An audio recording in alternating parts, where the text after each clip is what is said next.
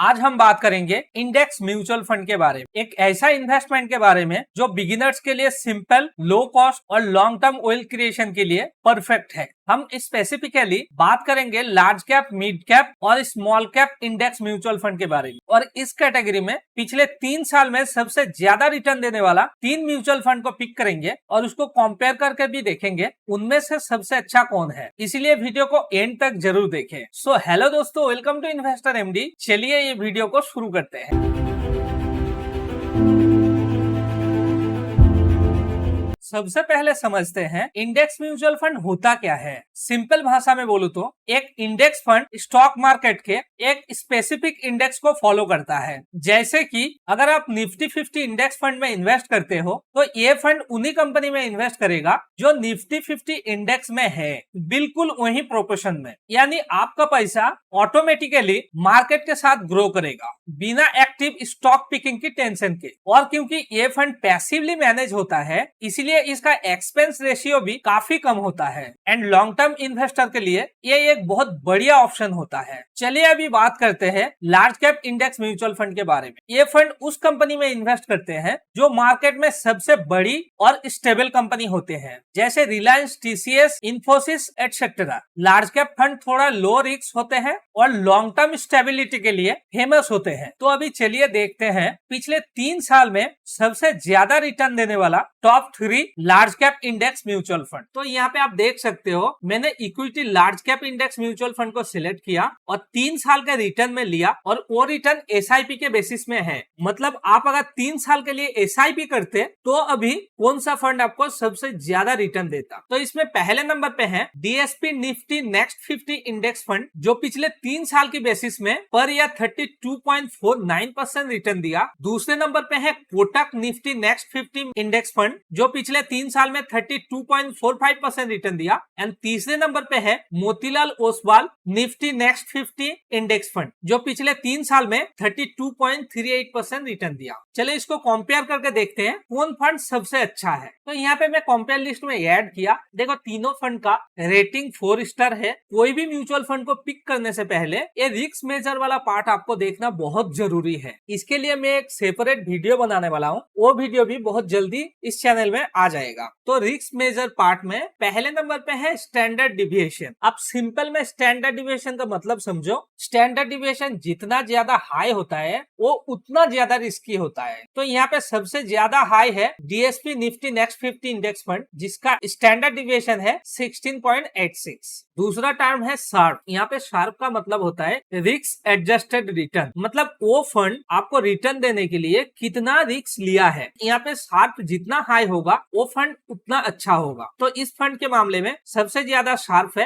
Kotak Nifty fund में। तीसरा number है बीटा। ये ऑप्शन आपको वो दिखाता है कि इस म्यूचुअल फंड ने बेंचमार्क के कंपेयर में कितना ज्यादा रिटर्न दिया है। बीटा 1 मतलब नॉर्मल होता है, अगर ये 1 से कम हुआ तो अच्छा है, लेकिन 1 से ज्यादा हुआ तो फिर खराब है। यहाँ पे सबका बीटा 1 से ज्यादा ही है, मतलब ये फंड उतना सेफ नहीं है। उसके बाद आता है शॉर्टिनो। ये ऑप्शन मेजर करता है कि इस म्यूचुअल फंड ने पर यूनिट के हिसाब से कितना ज्यादा रिस्क लिया है। यहाँ पे शॉर्टिनो ज्यादा मतलब वो फंड को उतना अच्छा माना जाता है। तो इस फंड में सबसे ज्यादा शॉर्टिनो है कोटक म्यूचुअल फंड में, जो है 1.57। उसके बाद है अल्फा। ये भी रिस्क एडजस्टेड रिटर्न को मेजर करता है, लेकिन उस फंड के बेंचमार्क के साथ। यहाँ पे अल्फा जितना ज्यादा होगा वो फंड को भी उतना ज्यादा अच्छा माना जाता है। तो इस कैटेगरी में सबसे ज्यादा अल्फा है कोटक के फंड में, जो 3.92 है। तो यहाँ पे देख लिया रिस्क मेजरमेंट रेशियो, जो मैक्सिमम चीज में कोटक फंड ही अच्छा निकला।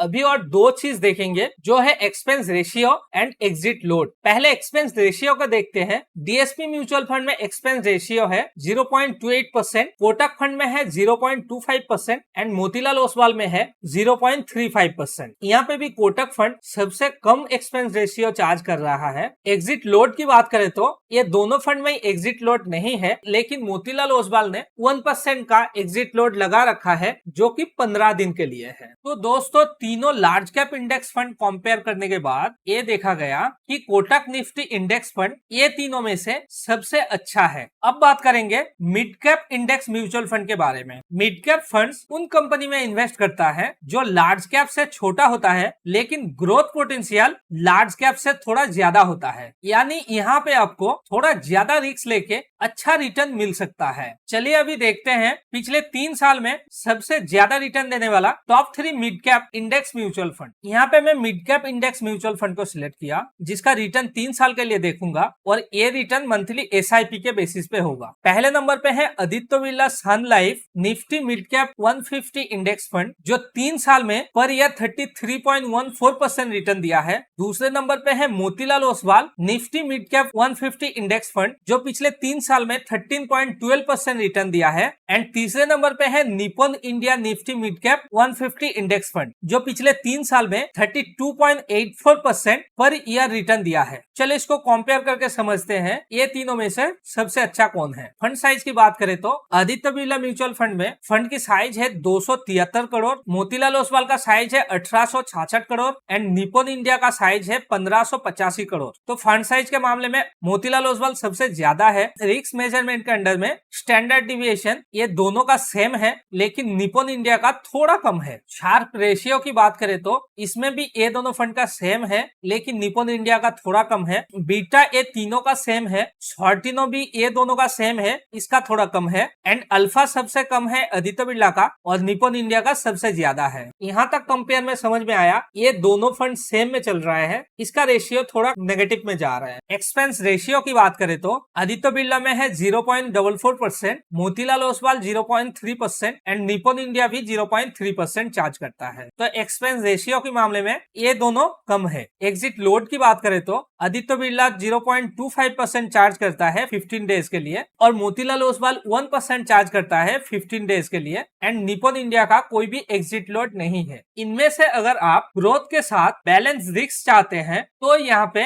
Motilal Oswal mid cap mutual fund सबसे अच्छा है। इसका लॉन्ग टर्म ग्रोथ के साथ एक्सपेंस रेशियो भी कम है। Small cap index mutual fund, अब सबसे ज्यादा रिस्क और रिवार्ड्स वाली फंड की बात करते हैं, वो है small cap index mutual fund. ये फंड स्मॉल कंपनी में इन्वेस्ट करते हैं जो कंपनी फ्यूचर में काफी ग्रोथ होने का चांस रखते हैं, यानी इसमें रिटर्न बहुत हाई हो सकता है, लेकिन इसमें आपको रिस्क भी थोड़ा ज्यादा लेना पड़ेगा। तो चलिए अभी देखते हैं पिछले 3 साल की रिटर्न की बेसिस पे top 3 small cap index mutual fund. तो यहाँ पे आप देख सकते हो पिछले 3 साल में SIP के बेसिस पे सबसे ज्यादा रिटर्न देने वाला पहला स्मॉल कैप म्यूचुअल फंड है Aditya Birla Sun Life Nifty small cap 50 index fund, जो पिछले 3 साल में 35.23% पर एनम रिटर्न दिया है। दूसरे नंबर पे है Motilal Oswal Nifty small cap 250 index fund, जो पिछले 3 साल में पर एनम 33.63% रिटर्न दिया है। एंड तीसरे नंबर पे है Nippon India Nifty small cap 250 index fund, जो पिछले 3 साल में 33.42% पर एनम रिटर्न दिया है। अब ये तीनों को कंपेयर करके समझते हैं इनमें से कौन सबसे अच्छा है। ये तीनों का फंड साइज भी काफी छोटा है।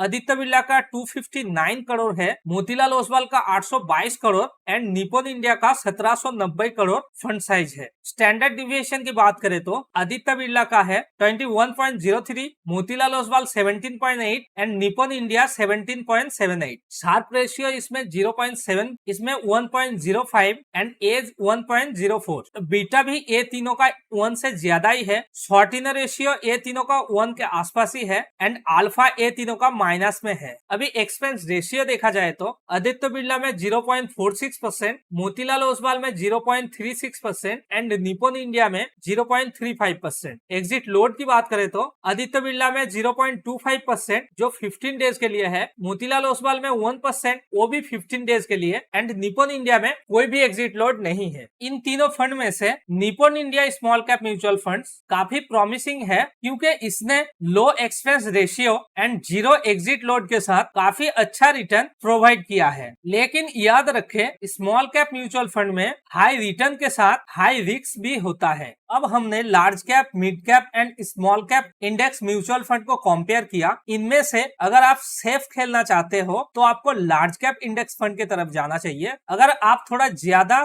ग्रोथ पोटेंशियल और रिस्क ले सकते हैं तो आपको mid cap index mutual fund choose करना चाहिए। और अगर आपका रिस्क टॉलरेंस हाई है और फ्यूचर में आप बड़ा रिटर्न एक्सपेक्ट कर रहे हो तो आपके लिए small cap index mutual fund एक अच्छा ऑप्शन हो सकता है। तो आपका इन्वेस्टमेंट गोल जो भी हो, एक index mutual fund long term के लिए आपको अच्छा रिटर्न दे सकता है और यहाँ पे आपको मार्केट का ग्रोथ का पूरा फायदा मिलेगा। अगर आपको ये वीडियो हेल्पफुल लगा तो वीडियो को लाइक एंड शेयर करना ना भूले एंड चैनल को अभी तक सब्सक्राइब नहीं किया तो सब्सक्राइब करके नोटिफिकेशन को भी ऑन कर दो, ताकि मैं जब भी इन्वेस्टमेंट रिलेटेड वीडियो डालूं आपको तुरंत नोटिफिकेशन मिल जाए। तो आज के लिए इतना ही, मैं मिलता हूं आपसे नेक्स्ट वीडियो में, तब तक के लिए take care and good bye.